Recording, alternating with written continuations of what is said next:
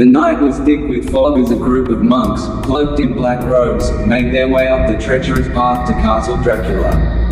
Their lanterns flickered weakly against the dense mist, casting eerie shadows on the jagged rocks that lined the path. Each step seemed to echo ominously through the silence of the night. Leading the group was Father Sandor, a man of unwavering faith and unshakable determination. His eyes were fixed on the looming silhouette of the castle, his heart heavy with the weight of the task ahead. For centuries, the castle had stood as a dark monument to unspeakable evil, its walls echoing with the tortured screams of countless victims. As they reached the imposing gates of the castle, Father Sandor raised his hand, signaling for the group to halt. With a solemn nod, he turned to face his fellow monks, their faces pale and drawn beneath their hoods.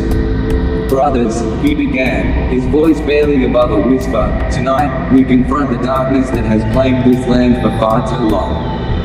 We go forth not in fear, but in faith, armed with the power of God to banish the evil that lurks within these walls."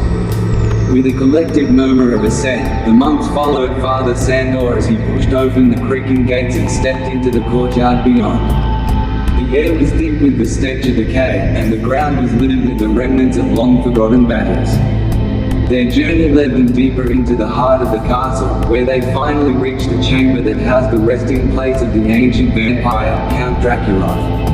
The room was bathed in an otherworldly glow, the walls adorned with grotesque tapestries depicting scenes of death and damnation.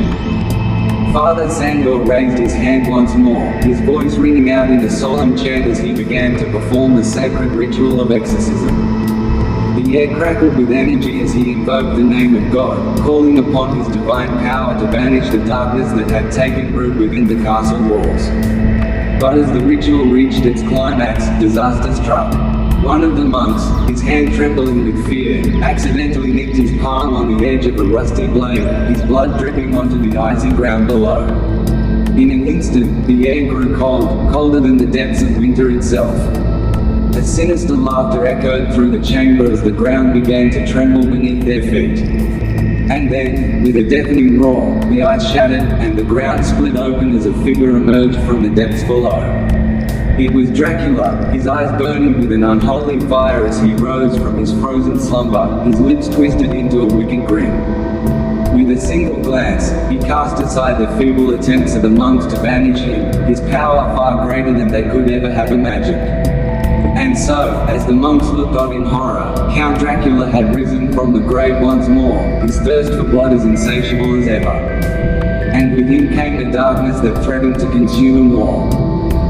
As the moon cast its eerie glow over the land, Dracula emerged from his slumber with a hunger for vengeance burning in his icy heart. With each passing moment, he could feel his strength returning, his powers growing more potent with every beat of his immortal heart. The memories of his defeat at the hands of the townspeople who dared to seal his castle flooded his mind, igniting a fury unlike any other. With silent determination, Dracula plotted his return to power. He knew he must strike fear into the hearts of those who had dared to challenge him centuries ago. The town that had once celebrated his downfall would soon tremble at the mere mention of his name. Gathering his dark forces, Dracula set his plans into motion. Under the cover of night, he prowled the streets, his eyes glinting with malice as he sought out those who had wronged him. No corner of the town was safe from his wrath. The townspeople, unaware of the looming threat, went about their lives, oblivious to the danger that lurked in the shadows. But Dracula was coming, striking swiftly and without mercy. His minions, loyal to the last, carried out his bidding with ruthless efficiency, spreading fear and chaos wherever they went. As the days turned into weeks, the town descended into madness. Panic gripped the streets as rumors of a dark presence spread like wildfire. The once vibrant community now lived in terror, haunted by the specter of their past sins. But Dracula was not satisfied with mere fear. He craved something far more potent, the sweet taste of revenge. And so, he devised a plan so diabolical, so twisted, that even the bravest souls would quiver at the mere thought of it. With his powers reaching their peak, Dracula unleashed hell upon the town. Buildings crumbled, streets ran red with blood, and the screams of the innocent echoed through the night. The townspeople, now desperate for salvation, turned to the only hope they had left, the very same forces that had once defeated Dracula. But it was too late. Dracula's reign of terror had already begun, and no one could stop him now. With each passing moment, he grew stronger, his thirst for vengeance unquenchable. And so, as the sun rose on a town torn apart by darkness, Dracula stood tall, his crimson eyes blazing with triumph. For he had risen from the grave once more powerful than ever before, ready to reclaim his rightful place as the Lord of the Night.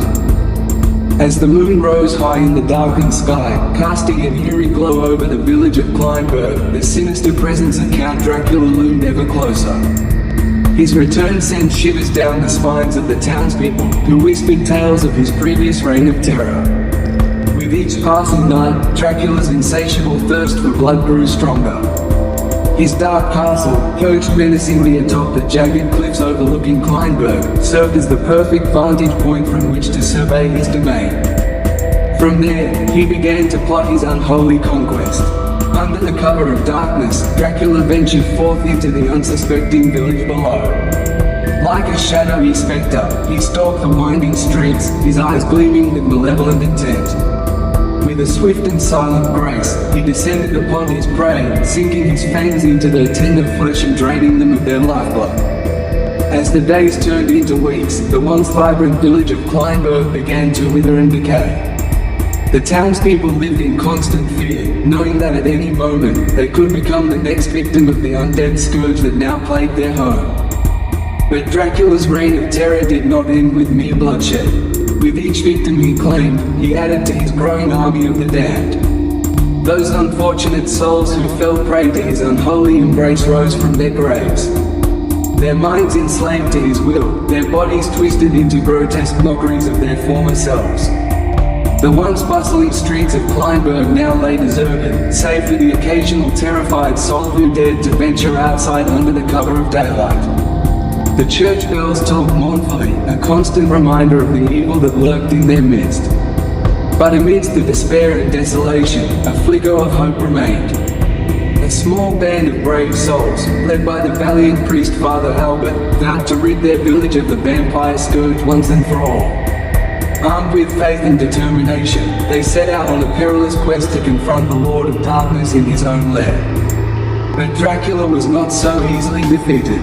With each passing night, his power only grew stronger, his hunger more insatiable. And as the shadows lengthened and the moon rose high in the sky, the stage was set for a final, cataclysmic showdown between good and evil. For in the heart of the night, when all seems lost and darkness reigns supreme, it is then that the true battle for the soul of mankind begins. And whether Kleinberg will emerge from the shadow of Dracula's tyranny or be consumed by it remains to be seen. In the midst of Dracula's reign of terror, amidst the shadows and the fear, there existed a glimmer of hope, a love that burned bright even in the darkest of nights. Paul and Maria, two souls bound together by fate, found themselves thrust into the heart of the horror that had descended upon their village. But in each other's arms, they found solace, strength, and a determination to fight back against the encroaching darkness. Paul was a young man of humble origins, his heart filled with a fierce loyalty to those he held dear. Maria, his beloved, was a vision of grace and beauty, the gentle spirit of beacon of light in a world consumed by darkness. Together, they faced the horrors of Dracula's resurgence with courage and resolve, unwilling to let fear dictate their fate. It was on a moonlit night, as they walked hand in hand through the deserted streets of the village, that Paul first caught sight of the undead creatures that now roamed the land. His blood ran cold at the sight of their vacant eyes of ravenous hunger, but he refused to let fear paralyze him. Instead, he tightened his grip on Maria's hand, vowing to protect her at any cost. As the days turned into weeks and the threat of Dracula's influence loomed ever larger, Paul knew that he could not stand idly by while his village fell to ruin. With a steely determination burning in his heart, he embarked on a quest to rid their home of the ancient evil that threatened to consume them all. But Maria would not be left behind. Though Paul tried to convince her to stay safe within the confines of their home, she refused to be separated from him.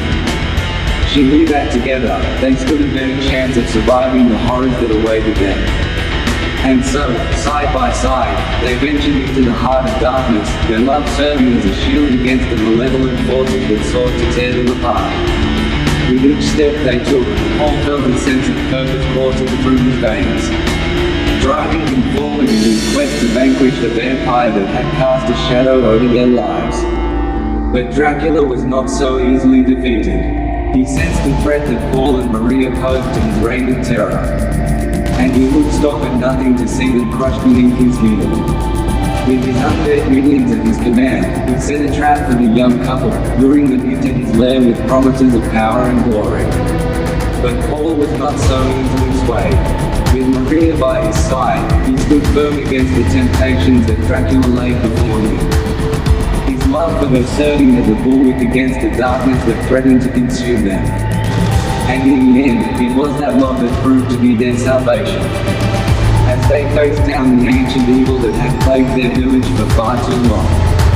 With a final, desperate struggle, Paul plunged a wooden stake into Dracula's heart, banishing the vampire back into the depths of the earth from whence he came. And as the first light of dawn broke over the horizon, Paul and Maria emerged from the darkness, their love stronger than ever before.